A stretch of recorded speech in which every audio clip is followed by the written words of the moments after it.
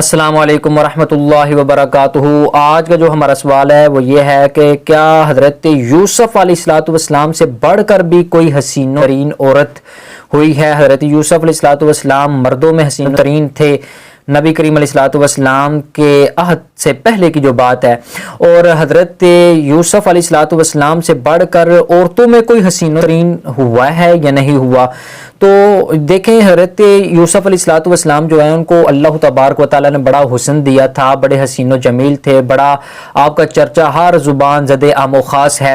حضرت یوسف علیہ السلام کے جو والد ماجد تھے وہ حضرت یعقوب علیہ السلام، ان کے جو والد ماجد ہیں ان کا نام حضرت اسحاق علیہ السلام ہے، ان کی جو والدہ ہیں ان کا نام ہے حضرت سارہ علیہ السلام۔ حضرت سارہ علیہ السلام جو ہیں یہ حضرت ابراہیم علیہ السلام کی زوجہ محترمہ ہے۔ حضرت سارہ علیہ السلام جو ہیں ان کے بارے میں مورخین نے لکھا ہے کہ حضرت سارہ علیہ السلام جو ہے یہ حسن میں حضرت حوا علیہ السلام کی مشابہ تھیں، یعنی حضرت حوا اور حضرت سارہ علیہ السلام کا حسن جو ہے وہ آپس میں ملتا تھا، اور یہ چیز جو ہے یہ واقعتاً لکھی گئی ہے، مورخین نے یہ چیز لکھی ہے کہ حضرت سارہ علیہ السلام کا جو حسن تھا وہ اس کے اگر 3 حصے کیے جائیں تو اس میں سے ایک حصہ جو ہے نا وہ حضرت یوسف علیہ السلام کو دیا گیا تھا۔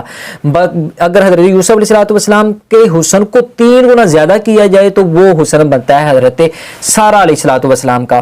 بہرحال حضرت سارہ علیہ السلام جو ہیں وہ حضرت ابراہیم علیہ السلام کے جو چچا ہاران تھے ان کی یہ بیٹی تھیں، اور حضرت سارہ علیہ السلام جب نمرود نے حضرت ابراہیم علیہ السلام کو آگ میں پھینکا اور آگ سے جب حضرت ابراہیم علیہ السلام باہر نکل کر آئے نا تو سب سے پہلے جو ایمان لے کر آئی تھی وہ حضرت سارہ علیہ السلام تھی۔ کسی نے پوچھا کہ اے سارہ، کیا تم ڈرتی نہیں کہ تم حضرت ابراہیم علیہ السلام کے رب پر ایمان لے آئی ہو؟ تو انہوں نے کہا کہ میں اب کیوں ڈر سکتی ہوں، جبکہ میں نے ابراہیم کے رب پر ایمان لیں گے تو اتنا زیادہ آپ ایمان لے کر آئی تھی، اتنا پختہ ایمان تھا آپ کا۔ تو حضرت ابراہیم علیہ السلام کی جو زوجہ حضرت سارہ علیہ السلام ہے یہ بڑی حسین و ترین تھی، بڑی جمیل تھی۔ حضرت سارہ علیہ السلام کی جو وفات ہے وہ 127 برس کی عمر میں ہوئی۔ پھر حضرت سارہ علیہ السلام کی جو قبر مبارک ہے اس میں یہ قول مختلف ہیں، کچھ کہتے ہیں کہ ملک شام میں وفات پائی، کچھ کہتے ہیں کہ ارض کنعان میں وفات پائی، کچھ کہتے ہیں کہ حضرت ابراہیم علیہ السلام نے بذات خود کچھ زمین کا ٹکڑا خریدا تھا تو وہاں آپ علیہ السلام کو دفن کیا گیا۔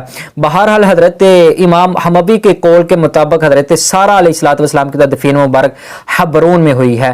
واللہ اعلم بالصواب۔